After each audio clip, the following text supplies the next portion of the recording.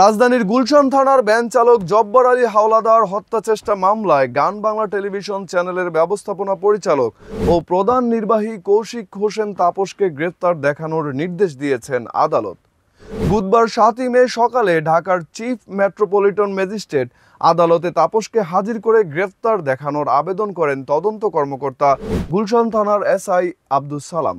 এই সময় এই মামলায় তার সংশ্লিষ্টতা নেই দাবি করে জামিনের আবেদন জানান তাপসের আইনজীবী।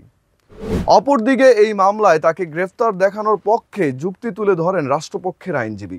উভয় পক্ষের শুনানি শেষে ঢাকার chief metropolitan magistrate GM Farhan Ishtiaq তার গ্রেফতার দেখানোর আবেদন মঞ্জুর করেন। এর আগে বৈষম্য বিরোধী ছাত্র আন্দোলনে তাপসকে একাধিকবার গ্রেফতার দেখানো হয়।